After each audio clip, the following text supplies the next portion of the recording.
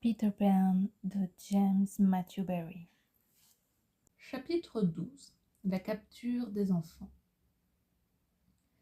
L'attaque des pirates avait surpris tout le monde, ce qui prouvait avec certitude que le père-fille de Crochet l'avait conduite improprement, car prendre les peaux-rouges par surprise est tout à fait hors de la portée de l'esprit de l'homme blanc. Par toutes les lois non écrites de la guerre sauvage, c'est toujours la peau-rouge qui attaque, et avec la ruse propre à sa race, il le fait juste avant l'aube, au moment où il sait que le courage des blancs est au plus bas.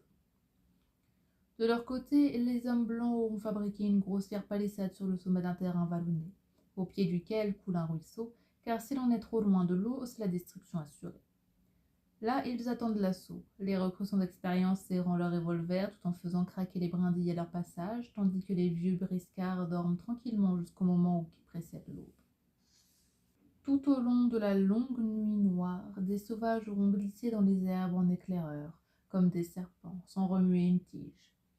Les broussailles se referment derrière eux aussi silencieusement que le sable dans lequel une taupe a disparu.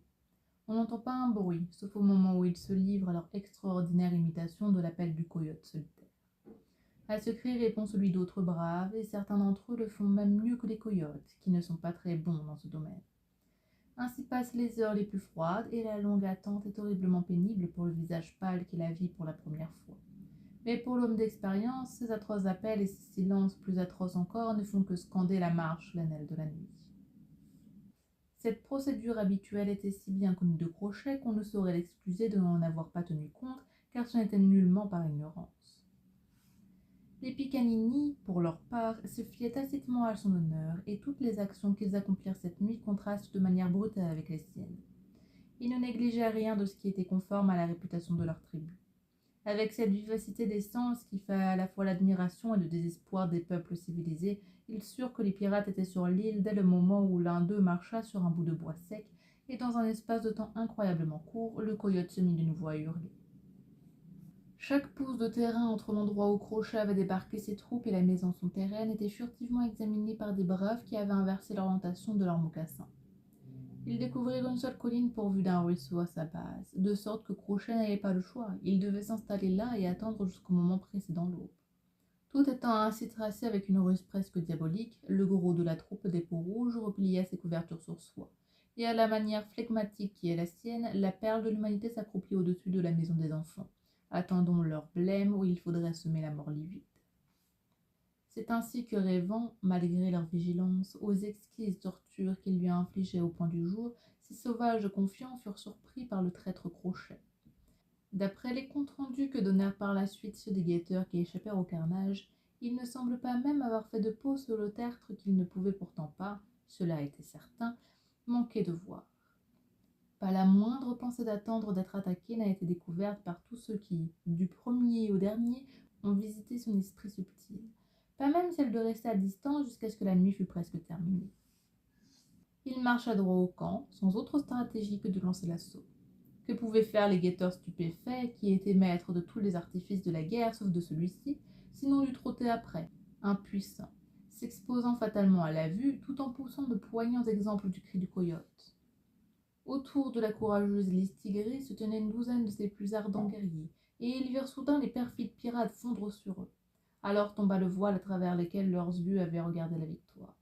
Plus question de torturer quiconque au poteau. Le temps pour eux de regagner les bienheureux terrains de chasse était venu. Ils le savaient, mais en dignes fils de leur père, ils sauraient y faire face. Même en ces circonstances, ils eurent le temps de se rassembler en une phalange qu'il aurait été difficile de briser s'il avait été levé rapidement, mais cela leur était interdit par les traditions de leur race. Il est écrit que le noble sauvage ne doit jamais exprimer de surprise en présence d'un blanc.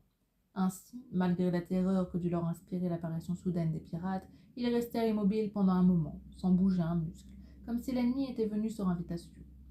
Alors, ayant en vérité noblement perpétué la tradition, ils se saisirent de leurs armes, et l'air fut déchiré par leurs cris de guerre. Mais à présent, il était trop tard. Il ne nous appartient pas de décrire ce qui fut un massacre plutôt qu'un combat. La fine fleur des guerriers de la tribu Picanini y périt en grand nombre. Plus d'un mourut vengé, car avec loup et flanqué tomba Alph Masson, qui ne troublerait plus les Caraïbes, et parmi ceux qui mordirent la poussière figure encore Géo. Scourie, chasse. Turlet et l'Alsacien Fogerty. Turlet tomba sous le tomahawk du terrible panthère, qui finit par ouvrir une brèche dans la troupe des pirates, accompagnée de Listigre et d'un petit reste de la tribu. Dans quelle mesure faut-il blâmer Crochet de la tactique qu'il adopta en cette occasion? À l'historien de décider. S'il avait attendu sur le terrain en pente jusqu'à l'heure appropriée, lui et ses hommes se seraient probablement fait massacrer. Celui qui porte sur lui un jugement doit, en toute justice, en tenir compte. Ce qu'il aurait peut-être pu faire, c'est informer ses adversaires qu'il se proposait de suivre une méthode inédite. D'un autre côté, comme cela aurait détruit l'élément de surprise, il aurait anéanti cette stratégie de sorte que la question n'est pas exempte de difficultés. On ne saurait en tout cas refuser au moins une forme d'admiration réticente pour l'esprit qui conçut un projet aussi audacieux, et pour l'obscur génie qui le mena à bien. Quelle impression avait-il de lui-même en cet instant de triomphe? Heureux ces chiens s'ils l'avaient su, eux qui haletaient en essuyant leur coutelas, rassemblaient discrètement à distance de son crochet, et plissant leurs paupières pour observer de leurs yeux de furet cet homme extraordinaire. L'extase devait être en son cœur, mais son visage n'en portait pas trace. Énigme à jamais, sombre et solitaire, il surpassait ses disciples par l'esprit comme par le corps. Le travail de la nuit n'était pas encore terminé, car ce n'étaient pas les peaux rouges qui étaient venus anéantir. Il n'était que des abeilles à enfumer avant de pouvoir obtenir le miel. C'était Pan qu'il voulait, Pan et Wendy et leur bande, mais surtout Pan. Peter était un si petit garçon que l'on a tendance à s'étonner de la haine que l'homme lui vouait. Certes, il avait jeté au crocodile le bras de Crochet, mais même ce geste, ainsi que le danger supplémentaire auquel la vie du capitaine se trouvait conséquemment exposée par l'obstination du crocodile, ne suffit pas à rendre compte d'une soif de vengeance si implacable et si féroce. La vérité, c'est qu'il y avait quelque chose chez Peter qui piquait le pirate jusqu'à la frénésie. Ce n'était pas son courage, ce n'était pas son apparence effrayante, ce n'était pas inutile de tourner autour du pot, car nous savons très bien ce que c'était, et il faut bien le dire.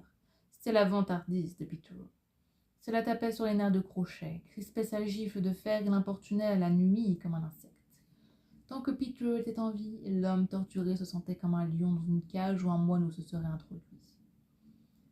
La question était maintenant de savoir comment il pourrait descendre à travers les troncs ou comment y faire descendre ses chiens de chasse.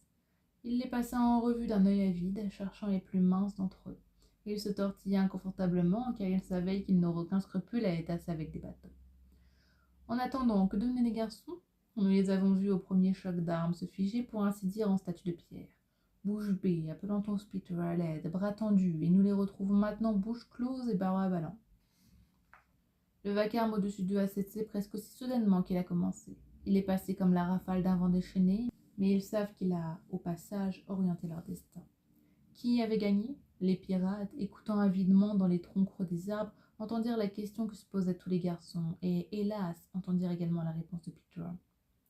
Si les peaux-rouges ont gagné, dit-il, ils vont battre le tam-tam. C'est ce qu'ils font toujours en signe de victoire. Floop avait justement découvert le tam-tam et se trouvait en ce moment assis dessus. Vous n'entendrez plus jamais le tam-tam, murmura-t-il. Mais bien sûr, sans qu'on puisse l'entendre, car on avait imposé le plus strict silence. À sa grande stupéfaction, Crochet lui fit signe de battre le tam-tam, et peu à peu, Floop se mit à comprendre l'effroyable perfidie de cet ordre. Jamais, sans doute, cet homme simple n'avait si fort admiré Crochet.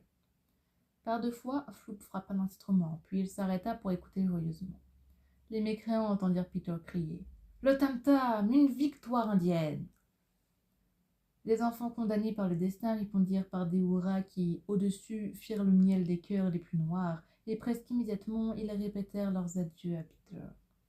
Cela laissa les pirates perplexes, mais tous leurs autres sentiments furent submergés par le profond ravissement de savoir que l'ennemi était sur le point de remonter par les troncs.